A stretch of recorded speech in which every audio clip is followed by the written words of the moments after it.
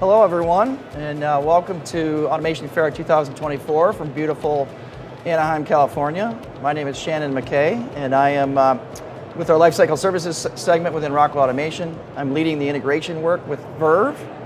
Verve was an acquisition that Rockwell Automation made about a year ago, in fact.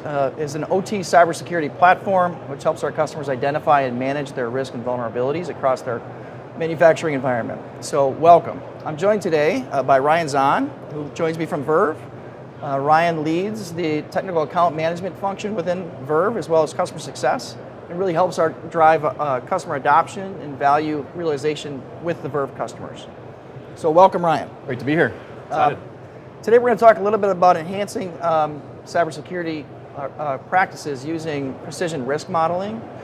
And so I'm going to start with a really generic question for you, Ryan, but having been a part of this organization for 12 years and working in the OT space for so long, I think you're especially ready to answer this, is what is OT risk modeling? Sure. So OT risk modeling is the discovery, prioritization, and remediation of those particular risks that you find, right? So when we look at asset inventory and vulnerability data, et cetera, what we really want to do is try to provide some context to that data to really help prioritize those particular things and issues that you find in your environments. So with respect to Verve and Verve's methodology, how does Verve go about this in terms of calculating risk scores and risk modeling, and how does that impact the customers? Sure. So in our tool, and really the way you look at risk, there's really three key pieces of information that you need to start that risk modeling process. So the first is impact, right? We need to know how impactful an asset is to our process. We also need to know the likelihood, right? So trying to do some likelihood analysis of our environments to say how likely is it that an attack were to occur against this environment or these assets. And then finally is the threats, right? Looking at what threats we have, what missing countermeasures we have in those environments, and trying to quantify that data in some form or fashion. And then within the tool, we work with our customers to help develop that particular risk scoring algorithm that they need to utilize for real-time risk reduction. Yeah, that's good, and it's incredibly powerful what Verve can do in terms of this space.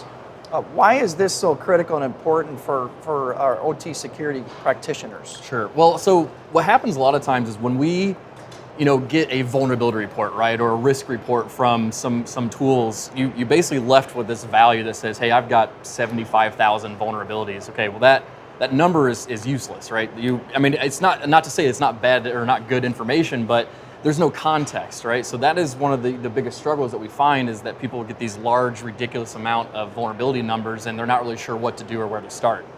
And so risk prioritization really helps them understand, where can I focus my time? Where do I get the best bang for the buck? Where am I most efficient for mitigating these particular risks that I have? It's incredibly powerful. So as you go through the scoring and you come out with some prioritization, so what are some of the challenges that our customers face, organizations face with this risk management approach? How can they overcome them? Well, so there's actually quite a few. The first one is just visibility in general, right? So when we talk about wanting to collect this type of information to help with risk prioritization, a lot of it really is that we're lacking visibility of these assets, right? We need to know that deep inventory. We need to understand how things are connected, how things work together as a system in OT. The other issue I run into a lot with our customers is none of them, everybody has a different idea of what is risk, right? I can ask a compliance group and they'll say, hey, my risk is this is what I care about. And then maybe we'll talk to the operations folks and they'll have a completely different idea of what they determine as risk. And so really it's just trying to get that alignment between business and operations, as well as making sure that we're putting in tools that allow us to see that visibility in real time. That's really good. I'm going to go off script here a little bit. Sure. So with respect to this, these risk scorings and the capabilities, how does it apply to the regulatory environment and regulations that our customers might face? Right. So whether you're in traditional compliance, regulatory compliance, where there's fines and specific requirements you have to go to, we're really just trying to abide by traditional security architectures or different layouts of different security that you can do. This risk is one of those things where we want to try to, when we're starting to prioritize that risk information, it allows us to really focus on where our environments that have the most impact from a compliance perspective, from maybe a fining area where we have a lot of risk for fines. It just allows us to to essentially help define that risk, help lower those compliance regulations, maybe even look for areas where we can make efficiencies, with that data. Yeah, good, good. So we've talked a little bit about why this risk modeling is so critical. We've talked a little bit about how Verve does it, your experience, why it's so critical around regulatory environments. How does a customer get started here? How does one get started in this space? Sure. So one, it's getting a tool in that has the visibility into your assets, that has that type of capability. It's also getting the different groups in your organizations to work together towards a common goal, right? And saying, hey, we need to really define, what is risk, because we're just chasing our tails on the amount of vulnerabilities we have. The other thing is, when we talk about risk and prioritization, it's a never, not to sound that it's bad, but it's a never-ending cycle. It's something that you're constantly going to iterate through, and as you mature from a cyber perspective, you're going to start looking at different areas or take into account different pieces of information that are going to help you determine risk and prioritize risk. Yeah, good, really good. Last serious question. Is there a mistake you've seen our customers make in this area, or any particular lessons learned that you would want to relay to our customers?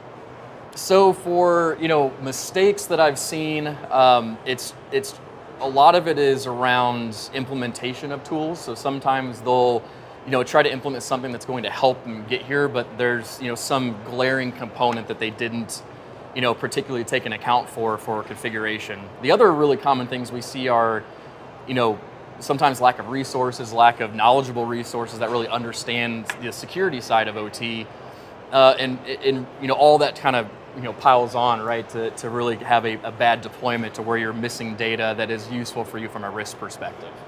Yeah, good, really good. Okay, so my last bonus question, which has nothing to do with cybersecurity. That's right. I know you're sticking around for the weekend. What are you most looking forward to at Disneyland with your kids, with your wife and kids? Yeah. So Disneyland, well, it's our first time, so never actually been myself, and so my kids are excited to go. Really, my kids are really excited for is actually to go to Mario World and Universal. They wait to go to that. Okay. So it'll be exciting. A little fun weekend for the family. All right, very good, very good. Well, thank you, Ryan. Thanks very much. It was a good discussion for the folks watching, hopefully around the world here. Some really good conversation around what is OT risk modeling, why is it so critical. Verve has been a part of the Rockwell Automation family for just over a year now, and we're incredibly excited, more excited today than we were a year ago about our capabilities together. So if you're in Anaheim at the show, please come see us at the Cybersecurity Operations Center booth. But otherwise, have a great show and a great weekend. Thanks very much.